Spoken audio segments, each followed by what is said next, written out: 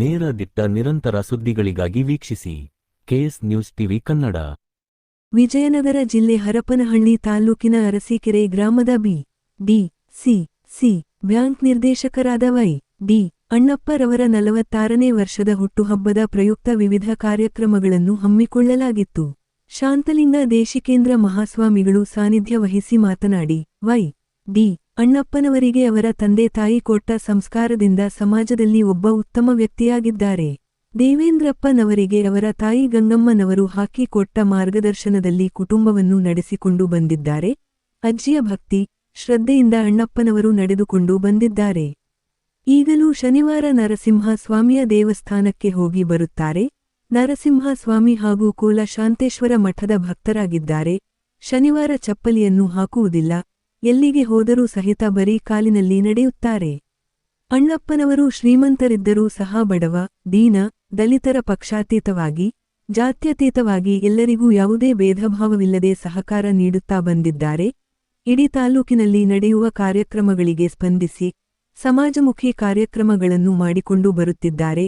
ಇಂದು ಇವರ ಹುಟ್ಟುಹಬ್ಬ, ದೇವರು ಆರೋಗ್ಯವನ್ನು ಕೊಟ್ಟು ಕಾಪಾಡಲಿ ಎಂದು ಹೇಳಿದರು. ಇದೇ ಸಂದರ್ಭದಲ್ಲಿ ಕೊಟ್ಟೂರಿನ ಶಿವಯೋಗಿ ರಾಜೇಂದ್ರ ಮಹಾಸ್ವಾಮಿಗಳು, ವೈ. ದೇವೇಂದ್ರಪ್ಪ, ಯರಬಳ್ಳಿ ಉಮಾಪತಿ, ಅಣ್ಣಪ್ಪನವರ ಮಕ್ಕಳಾದ ಚಂದನ, ಸಾನ್ವಿ ಮಾತನಾಡಿದರು.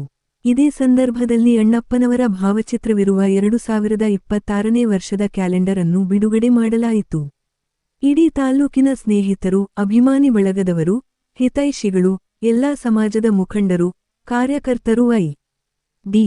ಅಣ್ಣಪ್ಪನವರಿಗೆ ಸನ್ಮಾನಿಸಿ ಶುಭಾಶಯಗಳನ್ನು ತಿಳಿಸಿದರು. ಇದೇ ಸಂದರ್ಭದಲ್ಲಿ ವೈ. ದೇವೇಂದ್ರಪ್ಪ, ಸುಶೀಲಮ್ಮ, ಯರಬಳ್ಳಿ ಉಮಾಪತಿ, ಪ್ರಶಾಂತ್ ಪಾಟೀಲ್, ಲಕ್ಷ್ಮೀದೇವಿ ಅಣ್ಣಪ್ಪ, ನಂಜನಗೌಡ, ಫಣಿಯಾಪುರದ ಲಿಂಗರಾಜ್, ಯರಬಳ್ಳಿ ವಿಜಯಕುಮಾರ್, ಅರಸೀಕೆರೆಯ ಬಿ.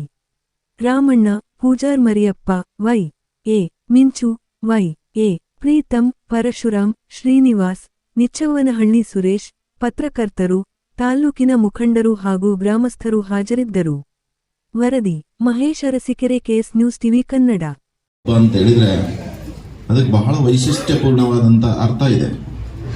ಭಗವಂತ ಇಷ್ಟು ವರ್ಷಗಳ ಪ್ರಥಮವಾದಂಥ ಹುಟ್ಟುಹಬ್ಬವನ್ನು ಆಚರಣೆ ಮಾಡೋ ಸಂದರ್ಭದಲ್ಲಿ ನಮ್ಮ ಮುಂದೆ ಎಲ್ಲರೂ ನಗುತ್ತಿರ್ತಾರೆ.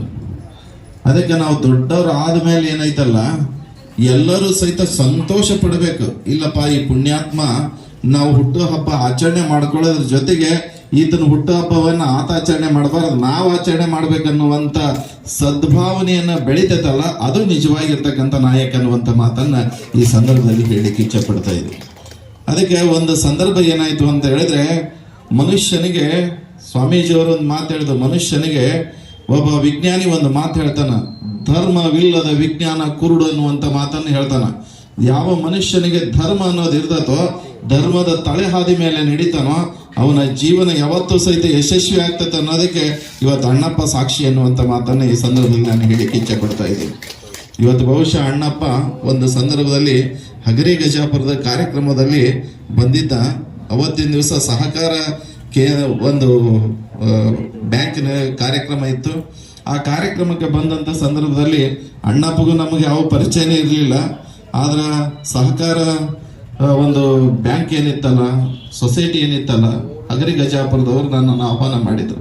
ಆ ಸಂದರ್ಭದಲ್ಲಿ ನಾನು ಮಾತಾಡಿದಂಥ ಸಂದರ್ಭದಲ್ಲಿ ಅಣ್ಣಪ್ಪನವರು ಬಹಳ ಆಶ್ಚರ್ಯಪಟ್ಟರು.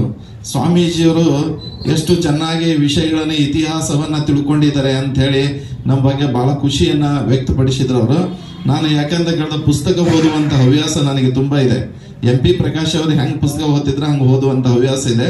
ಜೊತೆಗೆ ನಾನು ಸ್ವತಂತ್ರ ಹೋರಾಟಗಾರರ ಬಗ್ಗೆ ಎಲ್ಲವೂ ಸಹಿತ ಡೈಲಾಗ್ಸ್ ಅನ್ನ ಬರೆದಿದ್ದೀನಿ. ಅದಕ್ಕೆ ಅಣ್ಣಪ್ಪಗೆ ಹೇಳಿದೆ. ಅಣ್ಣಪ್ಪ ಆ ಸಂದರ್ಭದಲ್ಲಿ ಬಹಳ ಖುಷಿಯನ್ನ ವ್ಯಕ್ತಪಡಿಸಿದ. ಆದ್ರೆ ಈ ಒಂದು ಸಂದರ್ಭದೊಳಗೆ ನನಗೆ ಏನು ಸಂತೋಷ ಅಂತ ಹೇಳಿದ್ರೆ, ಬಹುಶಃ ರಾಜ ಬಿಚ್ಚುಗತ್ತಿ ಭರಮಣ ನಾಯಕ್ ಅಂತ ಚಿತ್ರದುರ್ಗದ ಪಾಳೆಗಾರ ಬರ್ತಾನೆ ಒಬ್ಬತ್ತ. ಆ ಪಾಳೆಗಾರ ಏನ್ ಮಾಡ್ತಾನಂತ ಕೇಳಿದ್ರೆ, ಅಲ್ಲಿ ಮರಿಶಾಂತವೀರ ಸ್ವಾಮಿಗಳಂತ ಇರ್ತಾರೆ. ಆ ಮರಿಶಾಂತವೀರ ಸ್ವಾಮಿಗಳ ಎಷ್ಟು ಸಹೃದಯತೆ ಮತ್ತು ಮಾತೃಹೃದಯ ಇತ್ತು ಅಂತ ಹೇಳಿದ್ರೆ, ಪ್ರತಿಯೊಂದನ್ನು ಸಹಿತ ಮಾರ್ಗದರ್ಶನವನ್ನ ಮಾಡಿ ಎಲ್ಲರನ್ನೂ ಸಹಿತ ಎಲ್ಲಾ ವರ್ಗದ ಜನರನ್ನ ಪ್ರೀತಿ ವಿಶ್ವಾಸದಿಂದ ಹೇಗೆ ಬಾಳ್ಬೇಕನ್ನುವಂಥದ್ದನ್ನ ತೋರಿಸಿಕೊಟ್ಟಿರ್ತಕ್ಕಂಥ ಸ್ವಾಮಿಗಳು ಅಂದ್ರೆ ಅದು ಮರಿಶಾಂತವೀರ ಸ್ವಾಮಿಗಳು.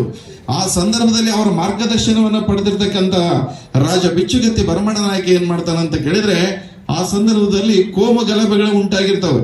ಆ ಸಂದರ್ಭದಲ್ಲಿ ಅವಾಗ ಮರಿಶಾಂತವೀರ ಸ್ವಾಮಿಗಳು ಎಲ್ಲರನ್ನ ಕರೆಸಿ ನೀನು ಮಾತಾಡು ಅಂತ ಹೇಳಿ ಅವರಿಗೆ ಮಾರ್ಗದರ್ಶನವನ್ನ ಮಾಡಿದಾಗ ಎಲ್ಲರ ಹೃದಯವನ್ನ ಗೆದ್ದು ಇವತ್ತಿನ ದಿವಸ ಚಿತ್ರದುರ್ಗದಲ್ಲಿ ಎಲ್ಲಾ ಸರ್ವಧರ್ಮಗಳನ್ನ ಸಹಿತ ಸಮನ್ವಯವಾಗಿ ಕಂಡಿರ್ತಕ್ಕಂಥ ಏಕೈಕ ನಾಯಕ ಯಾರು ಇದೆ ಅಂತ ಹೇಳಿದ್ರೆ ಅದು ರಾಜ ಬಿಚ್ಚುಗತ್ತಿ ಭರಮಣ್ಣ ನಾಯಕ ಅನ್ನುವಂಥ ಮಾತನ್ನ ಇತಿಹಾಸದ ಪುಟಗಳಲ್ಲಿ ನಾವು ನೋಡ್ತಾ ಇದ್ದೀವಿ. ಯಾಕೆ ಈ ಮಾತನ್ನ ಹೇಳಿದೆ ಅಂತ ಕೇಳಿದ್ರೆ, ಯಾರು ಗುರುವಿನ ಮಾರ್ಗದರ್ಶನದೊಳಗೆ ಬೆಳೀತಾರೋ ಒಬ್ಬ ತಾಯಿ ಒಬ್ಬ ಮನುಷ್ಯನ ಏಳಿಗೆಯನ್ನ ಸಹಿಸುವಂತರು ಯಾರು ಅಂತ ಕೇಳಿದ್ರೆ ಒಬ್ಬ ತಾಯಿ ಒಬ್ಬ ಗುರು ಏನದರಲ್ಲ ಅವರು ಯಾವತ್ತೂ ಸಹಿತ ಅವನ ಶಿಷ್ಯನ ಏಳಿಗೆಯನ್ನ ಕಂಡು ಅತ್ಯಂತ ಸಂತೋಷ ಪಡುವಂತ ವ್ಯಕ್ತಿ ಅಂದ್ರೆ ಅದು ಗುರು ಅಂತೆ. ಅತ್ಯಂತ ತಾಯಿ ಏನದಳಲ್ಲ ತನ್ನ ಮಗನ ಯಶಸ್ಸನ್ನ ಕಂಡು ಸಂತೋಷ ಪಡುವಂತ ಜೀವ ಯಾರು ಅಂತ ಕೇಳಿದ್ರೆ ಅದು ತಾಯಿ ಅನ್ನುವಂತ ಮಾತು. ಅದಕ್ಕೋಸ್ಕರ ತಾಯಿ ಮತ್ತು ಗುರು ಏನದರಲ್ಲ ಇವರಿಗೆ ಸಮಾನವಾದವರು ಜಗತ್ತಿನೊಳಗೆ ಯಾರಿಲ್ಲ. ಅದಕ್ಕೋಸ್ಕರ ಕೋಲಶಾಂತೇಶ್ವರ ಸ್ವಾಮಿಗಳ ಮಾರ್ಗದರ್ಶನದಲ್ಲಿ ಬೆಳೆದಂತಕ್ಕಂಥ ಅಣ್ಣಪ್ಪನವರು ನಿಜವಾಗ್ಲೂ ಸಹಿತ ಅಭಿನಂದನೆಯನ್ನ ಈ ಸಂದರ್ಭದಲ್ಲಿ ಹೇಳಬೇಕಾಗಿದೆ. ಯಾಕೆ ಅಂತ ಕೇಳಿದ್ರೆ ಇವತ್ತಿನ ದಿವಸ ಮನುಷ್ಯನಿಗೆ